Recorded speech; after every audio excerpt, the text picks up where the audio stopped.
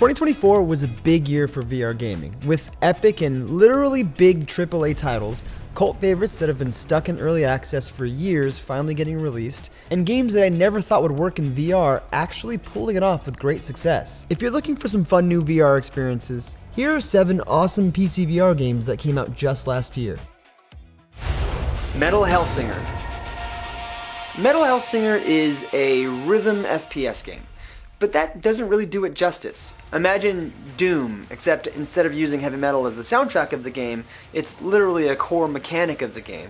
Every time you hit an enemy on the beat, you do way more damage, and eventually it opens up opportunities for even more damaging attacks like glory kills. I'm a drummer, so I literally tap my foot to any beat I hear, regardless if it's a core mechanic of a video game. So being able to use that to my advantage was actually tons of fun. I like to jump and dash to the beat while I'm not in combat, and then fight to the beat once the combat starts. Keeping a beat throughout a whole level just makes the whole experience feel cohesive, and honestly just keeps you occupied, even in the moments where there's no combat going on. And trust me, there are very few of those moments. Riven. Where do I begin? Well, the original Riven was released in 1997. And I know what image you have in your head. It's a jagged, pixelated, low-resolution 1990s mess, right?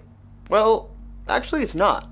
Despite releasing in 1997, Riven is one of the most beautiful games I've ever seen come out of the 1990s. But because obviously game developers of the 1990s were heavily limited by the technology they had available at the time, they had to be clever and combine pre-rendered still images, live-action footage, and 3D animation to make it all work.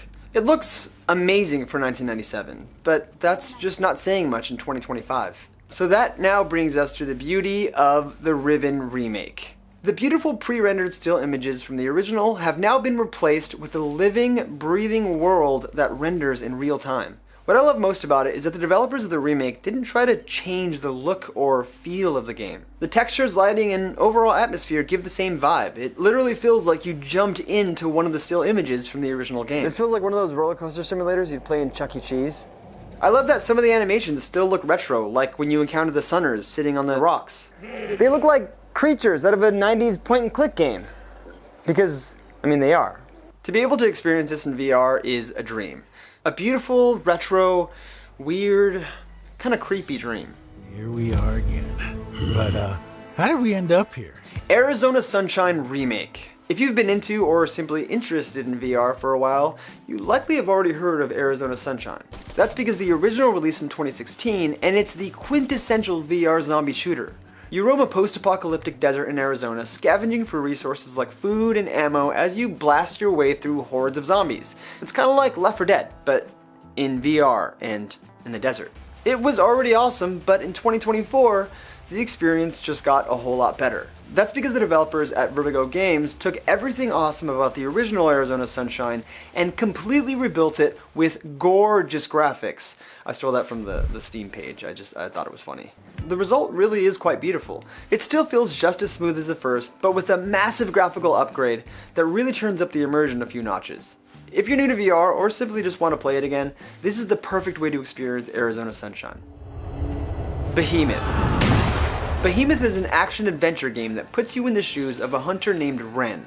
You have to fight bloodlust-plagued enemies and slay gigantic beasts known as behemoths in order to rid your village of a tragic curse. Oh, what is that? Oh, what is that? As you make your way through the Forsaken Lands, you acquire more and more weapons and powers that turn you into a complete badass. You use a grappling hook on your left arm to traverse the world, slay behemoths, and other fun stuff like uprooting trees and smacking enemies over the head with them.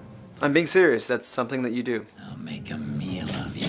Fighting human-sized enemies is a balanced experience, offering enough challenge to force you to use the mechanics of the game like parrying, dodging, and blocking, but also simple enough to make you feel like a medieval action hero every time you slay an enemy. Now fighting behemoths, that's a whole other unique experience on its own. First of all, these are gigantic enemies, bigger than any enemy that I have personally faced in a VR game. We're talking Attack on Titan, Shadow of the Colossus sized monsters. It takes a little bit of time to face your first behemoth, but that just ensures that you're up to the task once you finally meet one. Metro Awakening VR. Metro Awakening is a post-apocalyptic, story-driven action horror game that takes place in the fictional setting established in the original novel, Metro 2033, where survivors of nuclear war find shelter in the metro tunnels of Moscow. In Metro Awakening, you're a doctor named Serdar, and you're trying to reunite with your wife. As soon as you start the game, you're thrown right into the story, which continues to flow as you progress. The way Metro seamlessly blends great storytelling with fun, action-packed gameplay not only makes the game more immersive, but it also makes the story easier to follow. Bullets are scarce in Metro Awakening, adding a layer of survival horror to the game. You could choose to stealth your way through encounters with enemies to conserve bullets, or you could do what I did and punch all of the smaller ones. We gotta punch him! We gotta punch him! We're out of bullets! We gotta Though punch! that second option is likely a recipe for getting your ass handed to you, and I speak from experience. Blade and Sorcery. Blade and Sorcery is just about the opposite of Metro Awakening in terms of how it approaches gameplay. Rather than putting a heavy emphasis on story, Blade and Sorcery is all about how awesome the physics-driven interactions and combat system are. Whether you're stabbing with a medieval sword or literally harnessing the power of gravity to send your enemies flying, everything you do just feels satisfying. It feels like there's nothing that you can't do in Blade and Sorcery, yet nothing seems to completely break the game. You could spend hours just trying out new weapons and abilities and finding new ways to traverse the world. And most of all, finding hilarious ways of destroying your enemies. The game was in early access for years before being finally released in 2024, bringing an all-new Crystal Hunt progression mode, new weapons, skills, and boss fights. Forewarned. In Forewarned, you're an archaeologist exploring haunted tombs looking for treasure and clues that will help you banish the evil spirits haunting those tombs. It's kind of like Phasmophobia, only you're exploring ancient Egyptian tombs rather than haunted houses and sites. It's available in both non-VR and VR modes, but playing it in VR is such a blast. And it's way scarier than it should be. I mean, you really never know what's going to be waiting for you when you turn your head. Oh, what is that? One thing I love about Forewarned is that you can play in VR mode with people who are playing in non-VR mode. So you can explore tombs with your friends, whether they have a headset or not. As always, I played all these games on the VIVE Focus Vision, and I recommend you do the same if you want to experience them on a 5K display. If you end up checking out any of the games on this list, feel free to let me know how you felt about them in the comments. Or if you have any recommendations that I didn't mention, you can throw those down there too. Remember to like this video and subscribe to HTC VIVE so you can see me play all of the games that I mentioned and more in 2025.